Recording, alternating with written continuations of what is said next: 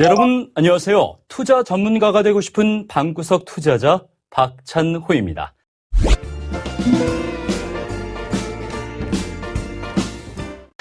우리는 왜 투자를 해야 하고 그 어려운 투자에 대해서 공부해야 할까요?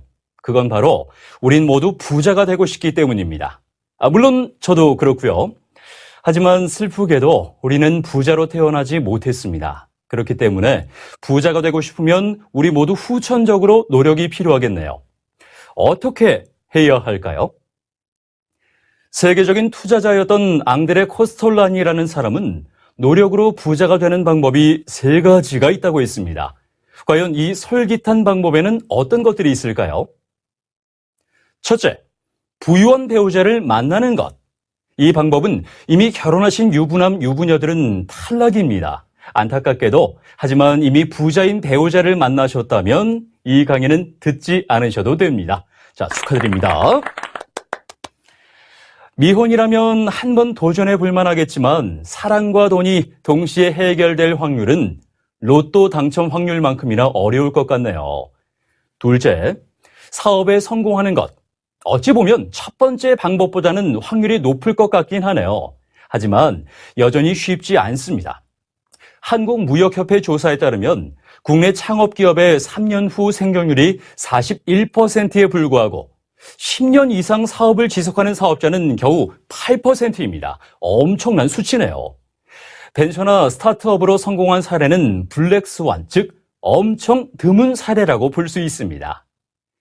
그나마 나쁘지 않은 결과를 내고 있는 사장님들은 운칠기삼이라는 얘기를 하시는데 무슨 뜻이냐?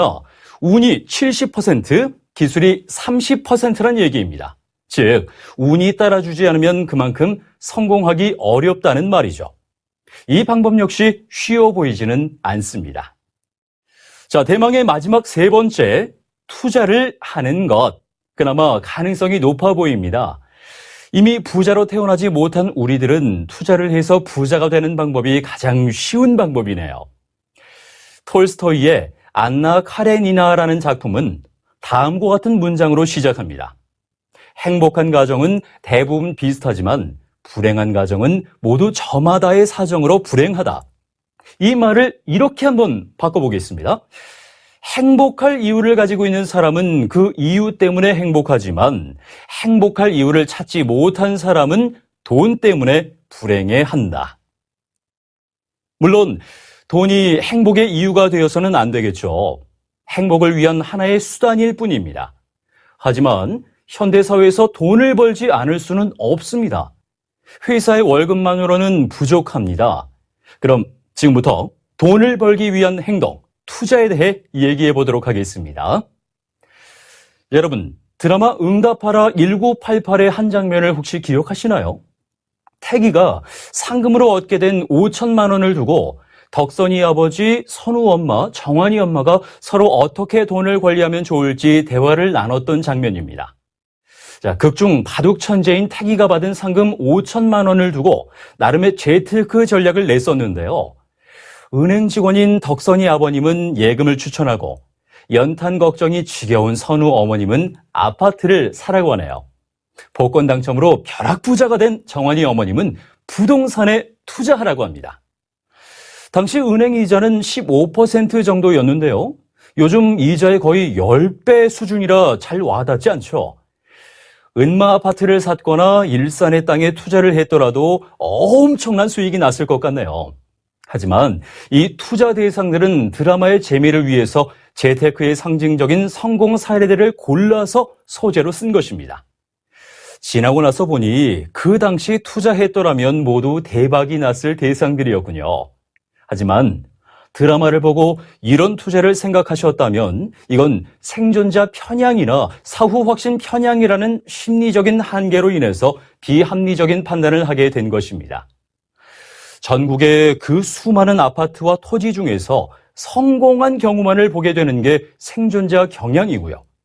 사후 확신 편향은 마치 88년도에 이런 투자 대상들이 성공할 걸 미리 예측할 수 있었을 거라고 오해하는 겁니다. 하지만 우리가 88년도에 살았다고 한들 성공적인 투자 대상을 예측할 수 있었을까요? 아마 그럴 확률은 매우 낮을 겁니다. 따라서 우리는 이런 대박을 바라는 것이 아니라 평균적인 성공, 평균적인 수익을 예측하는 것이 가장 합당한 예측입니다. 즉, 비합리적인 판단이 아닌 가장 합당한 예측인 평균적인 성공과 수익을 위한 방법은 바로 투자입니다. 따라서 부자가 되고 싶은 우리에겐 투자가 필요합니다.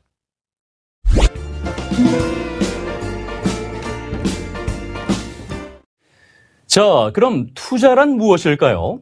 바로 이익을 얻기 위해서 주권, 채권 따위를 구입하는데 자금을 돌리는 일입니다.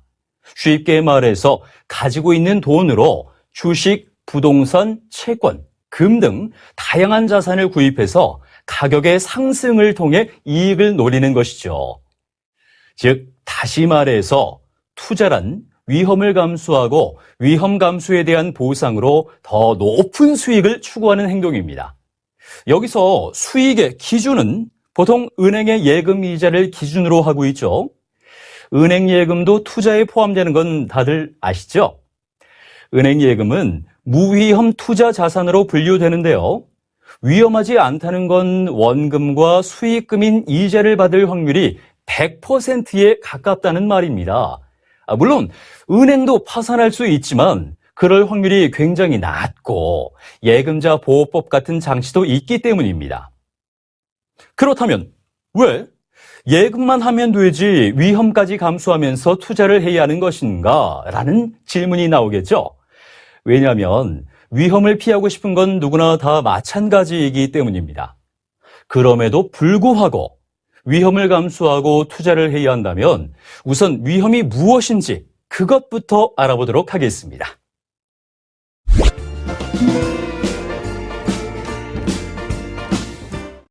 투자에서 말하는 위험이란 건 손실 가능성과 불확실성 이렇게 두 가지로 나뉩니다. 자, 첫 번째, 손실 가능성은 돈을 잃어버릴 가능성입니다. 손실이 난다는 말이죠. 수익을 얻고자 하는 게임에서 돈을 잃는다는 건 직관적으로 잘 이해가 갑니다.